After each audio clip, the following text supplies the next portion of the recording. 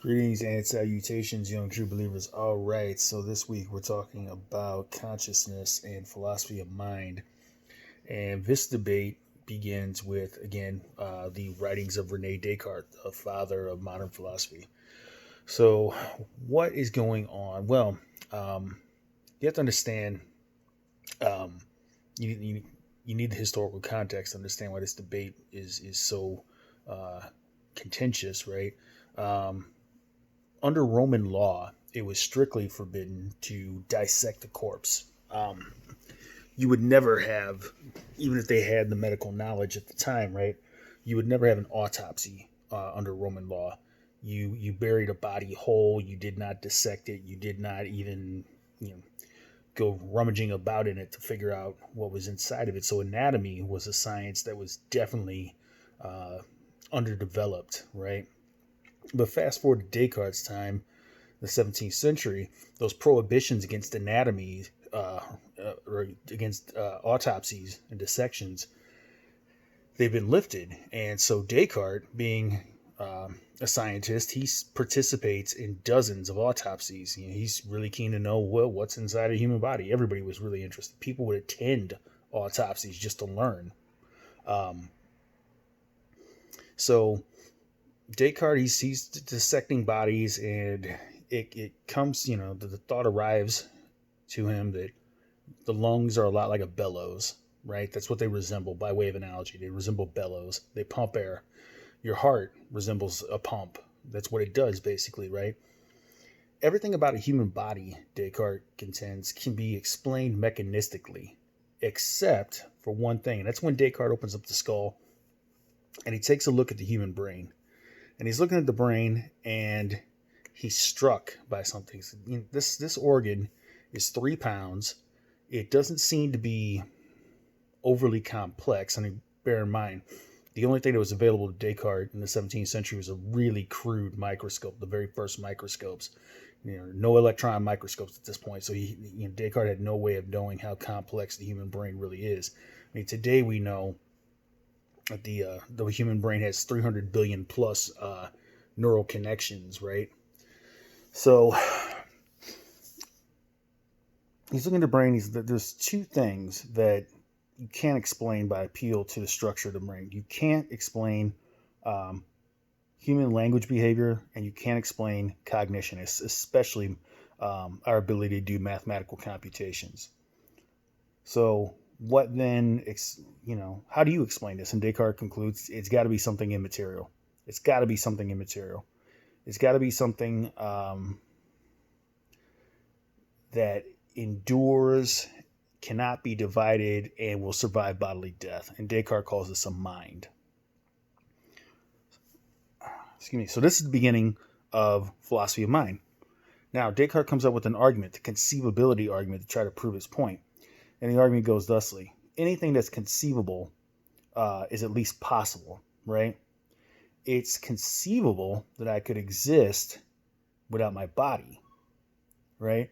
It's inconceivable that I could exist without a mind. Since it's conceivable that I could exist without my body, then my body is not an essential part of me. But since it's inconceivable that I could exist without my mind must be an essential part of me, and therefore I am an immaterial, fundamentally what I am, what you are immaterial thinking things. That's the conceivability argument, right? Now, that argument's been attacked on several points. Some people have pointed out that what's conceivable is not necessarily what's possible, right? Others have argued that, look, we have no idea what it would be like to exist as a disembodied thing, as just a mind floating, if you will, and floating is a physical property itself. So just to exist as an entity without a physical body, we have no idea what that'd be like, which is a good point, right? But Descartes' argument still stands. We might not have an idea of what it is to be an immaterial thing, and point taken, right? Just because it's conceivable doesn't mean it's possible, but it's still it's still conceivable for all that. It's not like trying to imagine a round triangle or a squared circle. You can't even frame that idea to your mind because it's a logical contradiction. So, what then is is consciousness, and how does consciousness play into all this, right? Well, consciousness is very roughly the awareness that you are an existing individual that is somehow a part of a greater whole, right? You are part of the external world while simultaneously being individuated. Um, many thinkers for centuries, thought that consciousness would have to be the exclusive purview of an immaterial substance. There's no way that our physical brains could give rise to consciousness. Recently, though, and then by recently I mean the past 150 years, many philosophers begin to challenge that, and very recently, and by very recently I mean the last 40 years, scientists have finally become interested in this question. They've started to weigh in. Most of the scientists believe that mind and consciousness are products of brain and brain states. This is the view known as eliminative materialism or eliminative physicalism. And Paul and Pat Churchland at UC San Diego, they're the undisputed king and queen of this discipline. Anil Seth, you saw I posted a TED Talk with him. He's another materialist. Daniel Dennett's a materialist. But there are plenty of dualists. Dualism, the idea that Descartes advanced, that we have both a mind and a body, right? And one of the articles that you're going to read in the text is an article called "What's It Like to Be a Bat?" A famous article. I read that 23 years ago when I was an undergraduate. American philosopher Thomas Nagel. Nagel argues that to be anything at all means there's something it's like to be that thing. So to be a bat means there's something it's like to be a bat. And moreover, whatever it's like to be a bat is something that a human being cannot ever know. You can imagine being a bat. You could imagine being transformed into a bat. You could imagine having your mind put in a bat's body, but you can't know what it's like to be a bat from the perspective of a bat. And that's Nagel's point, right? He calls this the subjective character of experience. Another big aspect of this debate is the question of the possibility of what are known as philosophical zombies. Could there be an entity like you that goes through the same daily motions as you do, gets up, brushes his teeth, takes a shower, jumps in the car, goes to work, comes home, but has no conscious inner life, right? In other words, you can stop and you can reflect on your life and you can ruminate on what you've done and the decisions you made and think about it. But a philosophical zombie, despite looking like you, looking like a human, would have no conscious inner life. Could such a thing be possible?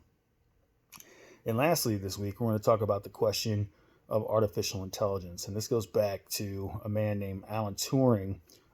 If this name sounds familiar, they made a movie about him. He was a code breaker for the Allies. He broke the Nazis' Enigma code during World War II, allowed the Allies to be able to decipher Nazi transmissions.